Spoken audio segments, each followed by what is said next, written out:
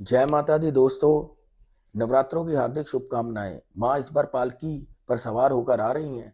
ये संदेश है कि आध्यात्मिक जगत में स्पिरिचुअलिज्म बढ़ेगा, आपको दिशा मिलेगी। माँ दिशा देने आ रही हैं, आपकी बुद्धि को सात्विक करने आ रही हैं। तो माँ को आप अपने घर पे बुलाइए, माँ का जागरण, माता की चौकी करवाइए। माँ ने आपको इतना दिया, लेकिन माँ की चौकी या जागरण की रात हर किसी को नहीं मिलती। ये सौभाग्य उसी को मिलता है जो माँ का अनन्य भक्त है। पिछले जन्म के कर्म हैं आपके, कि आपने ये ऐसा कर्म किया कि माँ आपके घर पे आ रही है। तो दोस्तों, मैं एक क्लासिकल सिंगर भी हूँ और माता की चौकी और जागरण 17-18 सालों से मैं कर रहा हूँ। दूसरा, माँ आशीर्वाद पता कैसे देती है जागरण में? माँ आती है कन्या के रूप में। माँ जोत में माँ के दर्शन होते हैं। और दोस्तों, एक बात याद रखना, जागरण में या माता की चौकी में एक बार माँ जरूर आती है। आपका दृष्टिकोण सही होना चाहिए, वो नजर नहीं आती है, संकेत मिलते हैं। तो ये मेरा अनुभव है, मैं अपना अनुभव शेयर कर रहा हूँ। एक बार जागरण हो रहा था नैना देवी अपने सिद्ध पीठ है, वहाँ धर्मशाला में एक जागरण हो रहा था। तो वहाँ एक भक्त की आंखें नहीं थी, तो कन्या के रूप में एकदम से एक छोटी सी कन्या आती है और उस भक्त को अमरूद दे जाती है। उसमें अमरूद में 2 छेद हुए हुए होते हैं, यानी आंखें बनी होती हैं। और भक्त जैसे ही अमरूद खाता है, उसकी आंखों की दृष्टि आ जाती है। तो ये माँ का चमत्कार। और जैसे ही वो सब पीछे मुड़ के देखते हैं, कन्या नजर नहीं आती। और सुबह के 4 बजे का टाइम होता है, वहां आरती का टाइम हो जाता है नैना देवी। तो कन्या गायब हो जाती है, वो नजर ही नहीं आई पूरे पंडाल में। तो इस दिन इतनी ऊर्जा हाई रहती है, माँ का बड़ा आशीर्वाद मिलता है। अगर आपको माँ ने सक्षम बनाया है धन से, तो जरूर माँ को अपने घर पे बुलाइए। घर की नेगेटिविटी दूर होती है, वास्तु दोष दूर होते हैं दोस्तों। और आपके नवग्रह माँ के चरणों में नतमस्तक होते हैं। शनि, राहु, केतु सब आशीर्वाद दें। माँ को आप लाल रंग का चूड़ा चढ़ाइए, लाल रंग के वस्त्र दीजिए, लाल रंग की चुनरी माँ को अति प्रिय है, वो चढ़ाइए, है ना। केसर का भोग लगाइए, खीर बना के। ठीक है, छोटी छोटी कन्या, जो आपके कन्या पूजन होता है ना, चांदी की पायलें डलवाइए, उनके पुष्प से उन गंगा जल से चरणों को धोइए, फूल माला डालिए उनके गले में, पूड़ी हलवा चना उनको परोसिए। उसके बाद चांदी की पायलें उनके पाँव में डलवाइए, फिर कुछ खिलौने दीजिए, कुछ पैसे दीजिए। देखिए कन्याएं कितनी खुश होती, और माँ का बहुत आशीर्वाद मिलेगा, यकीन मानना, ये मेरा एक्सपीरियंस है। क्योंकि कन्या पूजन जितनों को भी दिया है, वो पूड़ी हलवा चने देते हैं, कुछ पैसे दे देते हैं, कुछ खिलौने दे देते हैं, लेकिन चांदी की पायलें बहुत कम माँ के भक्त होते हैं जो ऐसे कन्या पूजन करते हैं। इस बार करके देखिएगा, फिर आप हमें बताना कि माँ की कितनी कृपा होती है। और दोस्तों, मैं मेरा अपना एक्सपीरियंस अनुभव कहता है, जिस घर में माँ की जोत जगती है, जो माँ का गुणगान करता है और करवाता है, कितने ही पाप कर्म करते हैं आपको पता है? कितने पाप कर्म कर जाते हैं। आप कह रहे हो मेरा काम नहीं चल रहा, जॉब नहीं मिल रही है, वीजा नहीं लग रहा है ना? बार बार मेरे काम में स्टेबिलिटी क्यों नहीं आती है, मुझे दिशा नहीं मिल रही, मैं क्या करूं? तो दोस्तों, इसका जवाब ज्योतिष विद्या तो देती ही देती है। ये नवरात्रे आ रहे हैं, तो माँ को कहिए, इंसानों को कहने से नहीं कुछ होगा। ज्योतिष विद्या तो गाइड करती है ऐसा होगा, लेकिन एक माँ है जो सब कुछ चेंज कर सकती है। इतनी शक्ति है माँ में। तो आप माँ को अपने घर में बुलाइए। जरूरी नहीं है इतने बड़े बड़े स्टॉल लगाने हैं तभी जागरण चौकी होती है ना। लोग दिखावा करते हैं, है ना। लोग क्या करते हैं, इतने स्टॉल लगाएंगे और बाहर खड़े होंगे, अपने अतिथि उनको अटेंड करेंगे। अरे, जिस माँ को बुलाया है आपने, जिस शक्ति को बुलाया है, उसके चरणों में बैठिए, तभी आपकी हाजिरी लगेगी, वरना हाजिरी कबूल नहीं करती माँ। जिस शक्ति को आपने बुलाया है, तो आप तो बाहर अपने मेहमानों की खातिरदारी कर रहे हो, तो हाजिरी नहीं लगती है भक्तों। ऐसे नहीं करना है। तो दोस्तों, माँ को जब बुलाना है ना, तो माँ के चरणों में बैठिए, माँ को फूलों से सजाइए, है ना। थोड़े स्टॉल कम लगा लीजिए, लेकिन कहते हैं सुर में गाना, सुर में गाने वाले देवता कहा जाता है, जो बेसुरा गाते हैं उनको असुर कहा जाता है। 2 ही रास्ते हैं माँ को रिझाने के, साधना और संगीत। इसलिए संगीत से क्या होता है, हार्मोन्स बैलेंस होते हैं, लॉजिकल साइंटिफिक प्रूफ है ये। और माँ भी खुश होती हैं, माँ की आराधना की जाती है, 9 दिन भक्त जागते हैं, है ना। तो इसलिए माँ की विशेष कृपा होगी दोस्तों।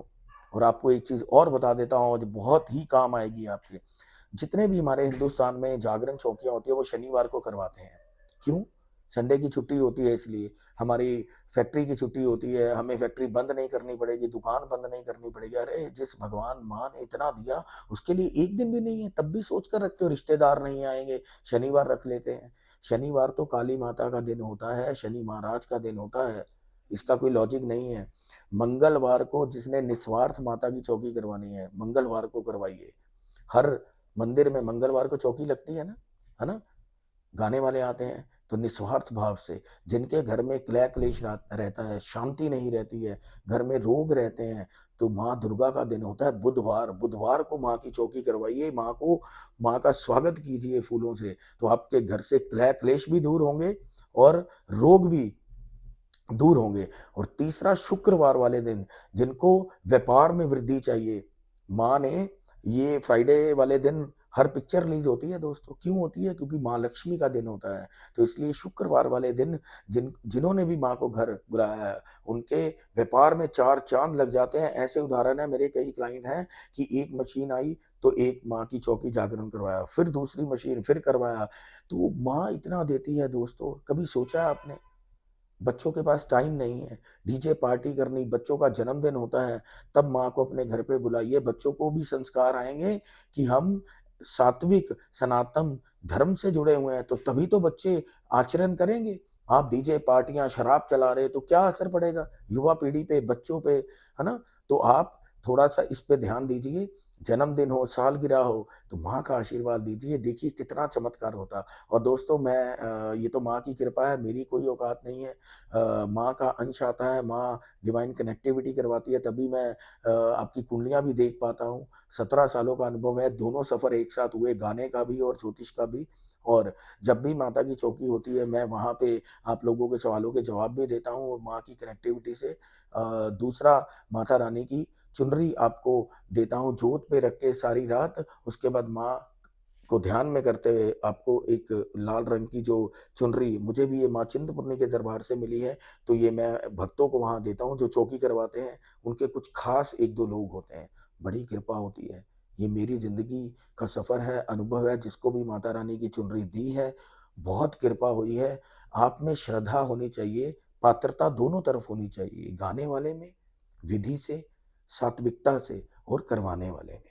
मैंने आपको बताया कि माँ का स्वागत करना सीखिए, अतिथियों का नहीं। वहां ड्यूटी लगाइए किसी की, माँ का स्वागत करोगे ना, तो माँ भाव की भूखी है। भोग पता कैसे चखती है माँ? जैसे आप भोग लगाते हो, हवा के माध्यम से माँ भोग चख लेती हैं। तो कई लोग कहते हैं ना, मंदिर से बिल्कुल आगे से पंडित जी ने धक्का दे के निकाल दिया, हमें तृप्ति नहीं हुई, आप लोग इतना प्यार करते हो। लेकिन दोस्तों, माँ की हाजिरी माँ के चरणों में आपकी लग जाती है, हवा के माध्यम से आपका मैसेज मिल जाता है। इतनी पावर है, माँ के आगे से निकल जाने से ही आपकी हाजिरी लग जाती है। ये तो आपका प्यार है, थोड़ी देर और खड़े होना है ना? तो माँ बहुत कृपा करती है, माँ में अटूट शक्ति है, नवग्रह माँ के चरणों में नतमस्तक होते हैं दोस्तों। आप अपने घर में बुलाते हो तो नवग्रह शांति ऑटोमेटिक होगी। जहाँ माँ की जोत जग जाती है ना, वास्तु दोष, नजर दोष, सब कृपा हो जाती है।